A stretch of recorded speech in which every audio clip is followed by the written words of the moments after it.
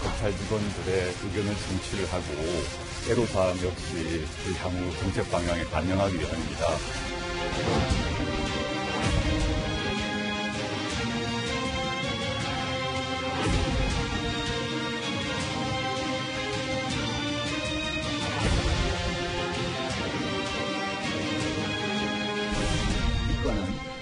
윤석열 검찰총장이 검사로서의 정도를 벗어났고요. 정치 무대 속으로 뛰어들어버렸습니다. 수사는 절차에 따라 진행되고 있습니다.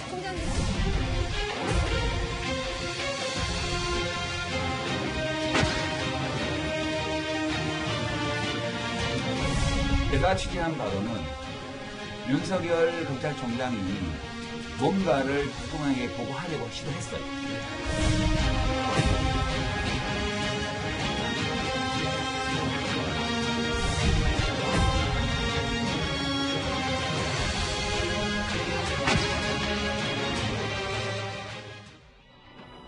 예, 오늘 뉴스톱10 여기부터 시작합니다. 잠시 영상에서 만나보셨던 것처럼 뉴스의 중심 인물인 이 두 사람, 조국 장관과 윤석열 총장이 오늘 동시에 움직였습니다. 이들의 목소리부터 먼저 듣고 오겠습니다. 장관 일가 수사에는 차질이 없나요? 언제쯤 마무리될 예정인가요? 오늘 마약류 퇴치를 위한 국제협력회의니까 외국 손님들도 많이 오시고 하니까 많은 관심을 부탁드리겠습니다. 검찰 직원들의 의견을 청취를 하고 애로사항 역시 제가 조사를 해서 앞으로 향후 정책 방향에 반영하기 위함입니다. 참, 조국 장관 이슈 하루하루 숨가쁩니다. 김태현 변호사님. 네. 여기부터 시작을 해볼 텐데 조국 장관 얘기로 가볼게요. 먼저. 조 장관이 두 번째 검사와의 대화를 했단 말이죠. 네. 근데 이게 네. 할 수도 없고 안 할 수도 없고 뭐 이런 상황인 겁니까? 뭐 하겠어요, 그럼 앉아가지고. 그렇지 않습니까? 뭐 수사 대비할 수 있는 것도 아니고. 조국 장관이 취임사에서도 그렇고 대통령이 임명장 지면서 그런 얘기를 했습니다. 검찰은 검찰의 일을 하고 장관은 장관의 일을 하면 된다. 뭐 지금 그거대로 하는 거 아니겠습니까? 원론적인 얘기대로. 검찰총장은 윤석열 총장은 어찌됐건 간에 지금 검찰에서 하고 있는 수사 중에서 가장 국민적 관심을 받고 있고 큰 수사가 이 조국 장관 일가에 대한 수사니까 총장은 총장의 역할을, 검찰은 검찰 역할을 하고 있는 겁니다. 예. 그리고 이제 조국 장관 같은 경우에는 뭐 지금 사실 딱히 할 수 있는 게 없어요. 뭐 지금 인사철도 아닌데 뭐 인사권을 행사할 수 있는 것도, 물론 뭐 검사장 6자리 비었다고 하지만 예. 뭐 그거 임명하는 거 별개로 하더라도 인사가 이미 다 끝났기 때문에 정기 인사를 할 수 있는 것도 아니고, 그렇다고 지금 무슨 뭐 검경 수사권 조정 법안 다 지금 국회에 올라가 있는데 지금 국회 뭐 야당 쪽과 접촉해서 그 법 통과를 위해서 노력할 수 있는 상황도 아니고, 지금 뭐 본인이 할 수 있는 건 뭐 검찰 개혁한다고 내부 구성원 얘기 듣는 거 말고는 할 수 있는 게 없지 않겠습니까? 그러면 나름대로 뭐 고육지책이긴 하겠지만 뭐 장관으로서 본인이 할 일을 저거는 하고 있다고 봅니다. 뭐 저것까지 아주 뭐 비판적으로 뭐 그렇게 말씀드리고 싶지는 않아요. 뭐 그거 아니면 뭐 하겠습니까 지금? 할 일을 하고 있는 건 뭐 당연한 건데, 하정대 국장, 저하고 화면 같이 보실까요? 조국 장관이 지금 피의자 수사선상에 올라와 있잖아요. 그런데 지금 검사와의 대화 말고도 조국과의 만찬이 준비가 돼 있었는데, 조국 장관 수사를 지휘하고 있는 한동훈 부장검사와 같은 식사를 할 뻔했다면서요? 그게 뭐냐면 이제 검찰에서 인사를 하게 되면은 그 초임 검사들이나 아니면은 뭐 초임 검사장이나 이런 사람들에 대해서 법무연수원에서 되게 이제 한 일주일 그 정도 이제 연수 실시를 합니다. 근데 지금은 이제 그게 너무 길다 해가지고 한 2, 3일 정도로 줄였거든요.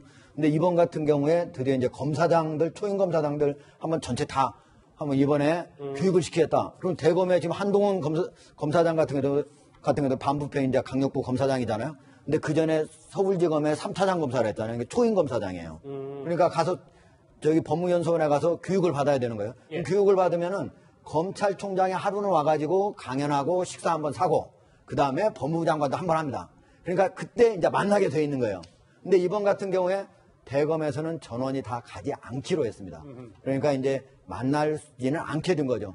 그러면은 대검에서 이렇게 다 가지 않게 된다, 일부러 그러면 다 이번만 특별히 안 간 거냐 하면, 과거 같은 경우에도 대검 같은 경우에 일이 많으면은 대부분 안 간 경우가 많았어요. 예를 들면 윤석열 검찰총장 같은 경우에 서울지검장 되고 지금 검찰총장 됐잖아요. 예. 한 번도 간 적이 없어요. 서울지검장 된 다음에도 안 갔어요.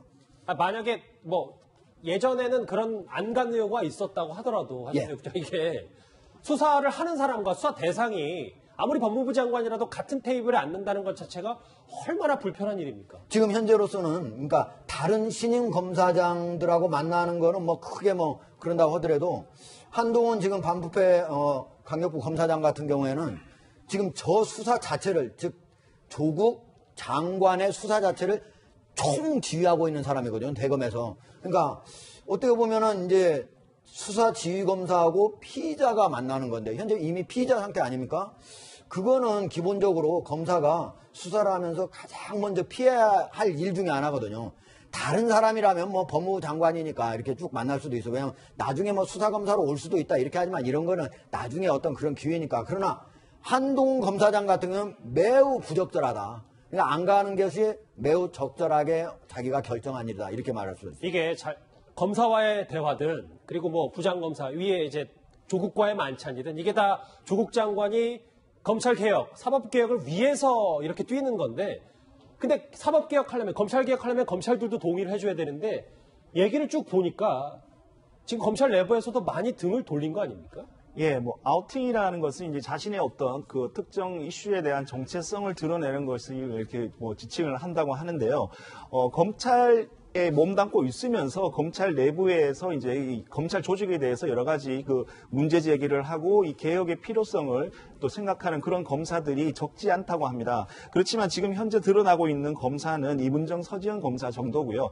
나머지 이런 그 개혁적인 마인드를 가지고 있는 검사는 이 조국 법무부 장관 체제에서는 소위 말하는 이 아우팅을 하기가 힘들지 않느냐 이렇게 좀 회의적으로 바뀌고 있다 이렇게 지금 알려지고 있습니다. 왜냐하면 예. 이 조국 장관이 비록 본인은 이제 검찰 개혁을 하겠다고 이렇게 얘기를 하고 있지만 이 본인 및 그다음에 그 가족들이 지금 피의자로서 이 조사를 받고 있는 이런 상황에서 조국 장관이 아무리 검찰 개혁을 주장한다고 하더라도 그것은 자신을 수사하는 검찰에 대한 일종의 방어권 행사가 아니냐 이렇게 지금 오해를 살 수 있기 때문에 개혁의 동력은 완전히 다 소진됐다. 그렇기 때문에 개혁을 원하는 검사들이 조국 장관한테 일말의 기대를 걸었지만 이제는 그 기대를 점점 접고 있다. 지금 이렇게 알려지고 있습니다.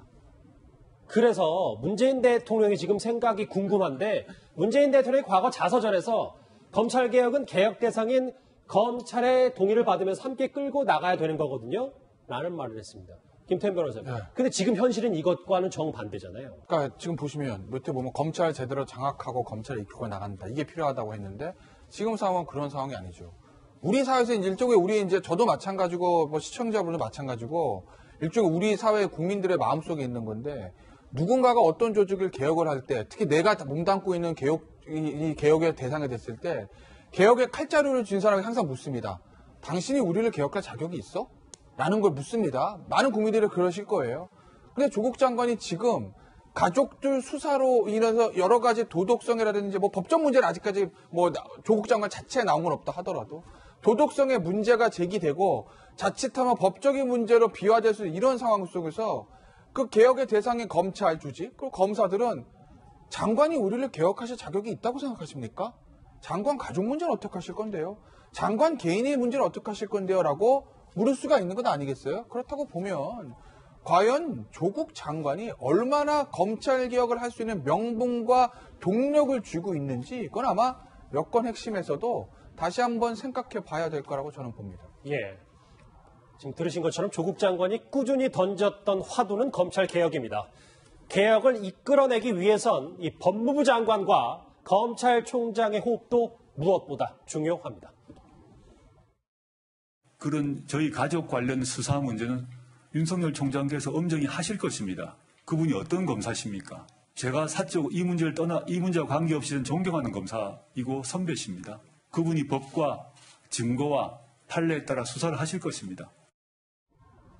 당시에는 저렇게 윤 총장을 표현을 했었는데 한번서 보죠. 그런데 얼마 전에 조국 장관이 국회 찾아서 다 각 당 대표들을 예방했잖아요. 예.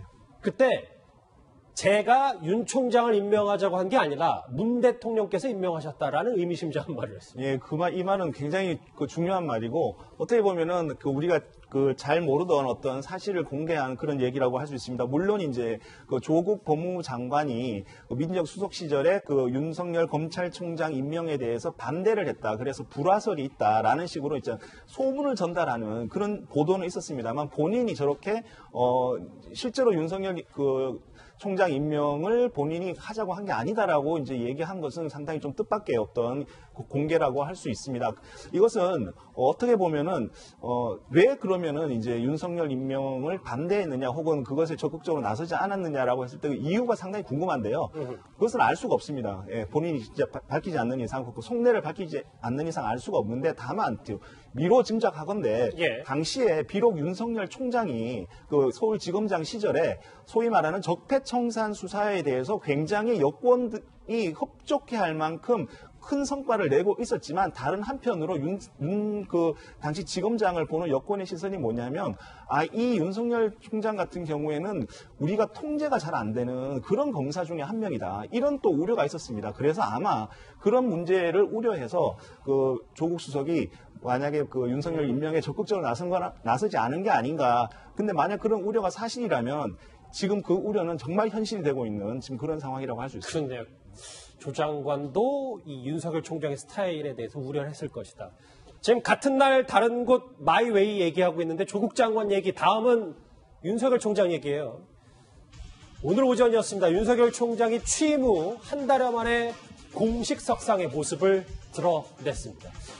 조국 장관 수사로 윤석열 총장이 정말 그조하던 술도 끊을 정도로 외부의 만남을 철저하게 차단해왔다는 전언이 있었는데요.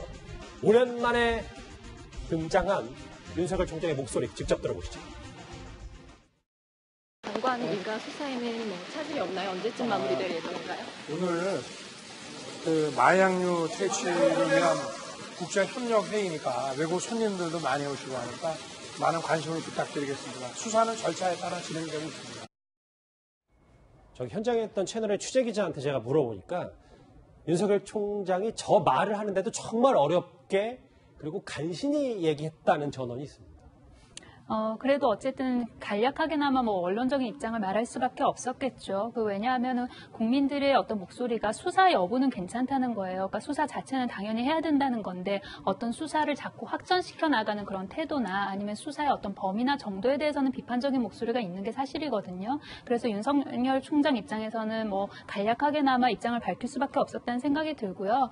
윤석열 총장이 수사는 절차에 따라 진행되고 있습니다. 그렇게 이야기를 했죠. 그렇다면 그 절차에 저는 이게 무엇을 위한 절차인지 검찰에서 한 번만 더 진심으로 생각을 했으면 좋겠습니다. 우리가 수사에 있어서 절차를 정해놓고 법을 정해놓는 이유는 결국은 궁극적으로 인권을 보호하기 위한 거 아닙니까? 그렇다면 수사와 재판에서 보호받아야 될 인권은 공정한 재판을 받을 권리인 것이죠. 그래서 넓은 범위로 봤을 때 공정한 재판을 받을 권리가 조국 가족에게 지금 충분히 보장되고 있는가, 그걸 검찰에서 한 번만 더 생각을 해봤으면 좋겠습니다. 자, 오늘 윤석열 총장의 이 완곡한 한마디는 여당뿐 아니라 어쩌면 이 인물을 향한 반박일지도 모릅니다. 바로 노무현 재단의 유시빈 이사장입니다.